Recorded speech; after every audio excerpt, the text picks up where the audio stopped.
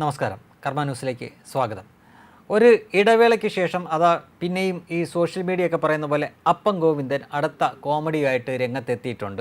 അപ്പം ഗോവിന്ദൻ എന്നൊക്കെ social media വിളിക്കുന്നതാണ്. അദ്ദേഹത്തിൻ്റെ പേര് MV ഗോവിന്ദൻ എന്നാണ്. MV ഗോവിന്ദൻ മാസ്റ്റർ എന്നൊക്കെയാണ് നേരത്തെ വിളിച്ചുകൊണ്ടിരുന്നത്. പക്ഷേ അത് സോഷ്യൽ മീഡിയ പൊളിച്ചു കൊടുത്തതിന് ശേഷം ഇപ്പോൾ MV ഗോവിന്ദൻ എന്ന് മാത്രമേ പറയാവുള്ളൂ. അദ്ദേഹത്തിൻ്റേതായിട്ട് പുറത്തു വന്നൊരു വാർത്ത ഇങ്ങനെയാണ്. ഏറ്റവും ലേറ്റസ്റ്റ് കോമഡിയാണ്. മുകേഷ് അംബാനിയുടെ മകൻ്റെ വിവാഹത്തിന് ചിലവാക്കിയത് 5000 കോടി രൂപയാണ്. അതായത് 3 കോടിയിലധികം പേർക്ക് ഒരു മാസത്തെ ക്ഷേമ പെൻഷൻ നൽകാൻ വേണ്ടി വരുന്ന തുക. കേരളത്തിലുള്ള 3 കോടിയിലധികം പേർക്ക് ഒരു മാസത്തെ ക്ഷേമ പെൻഷൻ നൽകാൻ വേണ്ടി വരുന്ന തുക എന്നാണ് ഉദ്ദേശിച്ചിരിക്കുന്നത്. കേരളത്തിലെ 3 കോടിയിലധികം പേര് ക്ഷേമ പെൻഷൻ വാങ്ങുന്നുണ്ടോ എന്ന കാര്യം ചർച്ചാ വിഷയമാക്കേണ്ടതാണ്. കാരണം ഇവിടെ തന്നെ 3-3.5 കോടി ജനങ്ങളെ മൊത്തമുള്ളൂ. ഇതിൽ ഈ 3 കോടിയോളം ആളുകൾക്ക് ക്ഷേമ പെൻഷൻ ഏത് വകുപ്പിലാണ് കൊടുക്കുന്നത് എന്ന് മനസ്സിലാവുന്നില്ല. ഇനി രാജ്യത്തെ മൊത്തം കൂടി ചേർത്ത് പറഞ്ഞാണോ എന്നറിയില്ല. ശരി, എന്തെങ്കിലും ആവട്ടെ. ഈ അതിസമ്പന്ന വിഭാഗമെടുത്ത 14.56 ലക്ഷം കോടി രൂപയുടെ വായ്പയാണ് കഴിഞ്ഞ 10 വർഷത്തിനിടയിൽ മോദി എഴുതിത്തള്ളിയത് എന്ന ഒരു ഗീർവാണം കൂടി അവിടെ വിട്ടിട്ടുണ്ട്. എനിക്കറിയില്ല, നിങ്ങൾക്ക് ആർക്കെങ്കിലും അറിയാമോ അംബാനിയുടെ അദാനിയുടെയൊക്കെ വായ്പകൾ മോദി സർക്കാർ എഴുതി തള്ളിയതായിട്ട് അറിയാമോ? ഇനി വിജയ് മല്യ, അതേപോലെ തന്നെ ലളിത് മോഡി, പിന്നെ വേറെ 1-2 പേര് അങ്ങനെയുള്ളവരുടെയൊക്കെ ഈ റൈറ്റ് ഓഫ് ചെയ്തതായിട്ട് അറിയാം. പക്ഷേ അതൊക്കെ അതിലും കൂടുതലായിട്ട് തിരിച്ചു പിടിച്ച വാർത്തയെ നമ്മൾ പത്രത്തിലൂടെയും മറ്റു മാധ്യമങ്ങളിലൂടെയും അറിഞ്ഞതാണ്. ഇനി അതൊന്നും അറിയാത്ത ഒരാളാണോ ഇവിടെ ഇരിക്കുന്ന ഈ CPMൻ്റെ സംസ്ഥാന സെക്രട്ടറി എന്ന് അറിഞ്ഞുകൂടാ. എന്തായാലും എൻ്റെ അറിവിൽ അംബാനിയോ അല്ലെങ്കിൽ അദാനിയോ ഒക്കെ വായ്പ എടുത്തിട്ട് അത് എഴുതി തള്ളിയതായിട്ട് അറിയില്ല. അവർക്ക് വായ്പ കൊടുക്കുന്ന ബാങ്കുകൾ അത്ര മണ്ടന്മാരൊന്നുമല്ല. അവരുടെ കയ്യിൽ അതിനുള്ള ആസ്തി ഉണ്ടെങ്കിൽ മാത്രമേ ആർക്കാണെങ്കിലും ബാങ്കുകൾ വായ്പ കൊടുക്കാറുള്ളൂ. അതുകൊണ്ട് തന്നെയാണ് ഈ വിജയ് മല്യ അത്ര കോടാനുകോടി എടുത്തിട്ട് പോയിട്ടും വിജയ് മല്യയുടെ കയ്യിൽ നിന്ന് അവർക്കത് തിരിച്ചു പിടിക്കാൻ പറ്റിയത്. കാരണം അദ്ദേഹത്തിൻ്റെ ആസ്തി അവർക്ക് ഈടായിട്ട് കൊടുത്തതിന് ശേഷമാണ് ഇത്രയും പണം കൊടുത്തിരിക്കുന്നത്. അല്ലാതെ ചുമ്മാ വഴിയെ പോകുന്നതിനൊന്നും ആരും അങ്ങനെ വായ്പയൊന്നും കൊടുക്കില്ല, അങ്ങനെ കിട്ടാനും പോണില്ല. ഏത് ബാങ്കാണെങ്കിലും ആ ബാങ്കിന് ഇവൻ മുങ്ങിയ അവൻ്റെ കയ്യിൽ നിന്ന് അത് ഈടാക്കാൻ പറ്റുമോ എന്നുള്ളതൊക്കെ നോക്കിയതിന് ശേഷം 4 വശവും നോക്കിയതിന് ശേഷം മാത്രമേ അവർ വായ്പയൊക്കെ കൊടുക്കാറുള്ളൂ. ഇപ്പോൾ എൻ്റെ അറിവിലോ നിങ്ങളുടെ അറിവിലോ ഉണ്ടെങ്കിൽ പറയുക. ഈ അപ്പം ഗോവിന്ദൻ പറഞ്ഞ പോലെ 14.56 ലക്ഷം കോടി രൂപയുടെ വായ്പ കൊടുത്തിട്ട് അത് എഴുതി തള്ളിയതായിട്ട് നിങ്ങൾക്കറിയാമോ? എനിക്കറിയില്ല. ഇയാൾ ഒരുപക്ഷെ ദേശാഭിമാനിയിൽ വായിച്ചുകൊണ്ടായിരിക്കും ഈ ഇങ്ങനെയുള്ള കണക്കൊക്കെ വരുന്നത്. ഇനി ഇതിനകത്തെ മറ്റൊരു കാര്യമാണ് പറയാൻ പോകുന്നത്. 5000 കോടി രൂപ ചിലവഴിച്ചതാണ് ഇദ്ദേഹത്തിൻ്റെ പ്രശ്നം. അതായത് മുകേഷ് അംബാനിയുടെ മകൻ്റെ വിവാഹത്തിന് അംബാനി കുടുംബം 5000 കോടി ചിലവഴിച്ചതാണ് അദ്ദേഹത്തിൻ്റെ വിഷമം. ആ 5000 കോടി കരുവന്നൂരിൽ ഇട്ടിരുന്നെങ്കിൽ അവിടുന്ന് അടിച്ചു മാറ്റി എന്തെങ്കിലും കാര്യമൊക്കെ ചെയ്യാമായിരുന്നു എന്നായിരിക്കാം ഒരുപക്ഷെ അദ്ദേഹം അറിയുന്നത്. അല്ലെങ്കിൽ തന്നെ ഒന്ന് ആലോചിച്ച് നോക്കിയേ, അദാനിയും അംബാനിയൊക്കെ വേറെ സംസ്ഥാനക്കാരാണ്. അവർ ചിലവഴിക്കാതിരിക്കുകയോ ചെയ്യട്ടെ.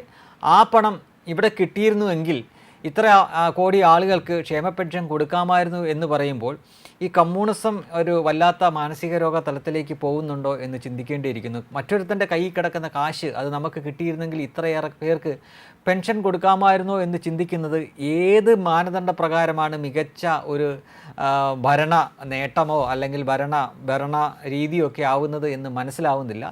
കേരളത്തിൽ എന്ത് ഉണ്ട് എന്ന് നോക്കുക. കേരളത്തിലെ ജനങ്ങളിൽ നിന്ന് പിരിക്കുന്ന നികുതി പണം അത് ക്രിയാത്മകമായി എങ്ങനെ വിനിയോഗിക്കാം എന്ന് നോക്കുക. അല്ലാതെ മറ്റൊരു സംസ്ഥാനത്തിരിക്കുന്ന ഒരു വലിയ കോർപ്പറേറ്റുകാരൻ്റെ അല്ലെങ്കിൽ ഒരു ബിസിനസ്സുകാരൻ്റെ കയ്യിൽ അത്ര പണമുണ്ട്, അവനത് അത്രയേറെ ചിലവഴിച്ചില്ലേ, അത്ര കിട്ടിയിരുന്നെങ്കിൽ ഇവിടെ ഇത്രയും പേർക്ക് കൊടുക്കാമായിരിക്കും എന്നൊക്കെ പറയുന്നത് എന്ത് തരം ഭരണ നൈപുണ്യമാണ് എന്ന് മനസ്സിലാവുന്നില്ല. ഇനി അയാൾ 5000 കോടി ചിലവഴിച്ചിട്ടുണ്ടെങ്കിൽ 5000 കോടി ചിലവഴിച്ചിട്ടുണ്ടെങ്കിൽ അത് ഏറ്റവും കുറഞ്ഞൊരു 50 ലക്ഷം പേർക്കെങ്കിലും അതിൻ്റെ ഗുണം കിട്ടിയിട്ടുണ്ടായിരിക്കാം. അത് എത്ര ആളുകളുടെ കൈമറിഞ്ഞുകൊണ്ട് പണത്തിൻ്റെ വിക്രയങ്ങളാണ് അവിടെ നടന്നിരിക്കുന്നത് എന്ന് ഉറപ്പായിട്ടും നമുക്ക് അനുമാനിക്കാൻ പറ്റും. ഇതൊന്നും മനസ്സിലാക്കാൻ പറ്റാത്ത പൊട്ടക്കിണറ്റി കിടക്കുന്ന തവളകളായതുകൊണ്ടാണ് കമ്മ്യൂണിസ്റ്റുകൾ ആ വഴിയൊന്നും ചിന്തിക്കാത്തത്. ഏറ്റവും ഉദാഹരണമായിട്ടൊരു കാര്യം പറയാം. നമുക്കറിയാം, നമുക്കെല്ലാവർക്കും സങ്കടമുള്ള കാര്യമാണ് വയനാട്ടിലെ ആ വലിയ ദുരന്തം നടന്നത്. 300 മുകളിൽ ആളുകൾക്ക് ജീവനും നഷ്ടമായി.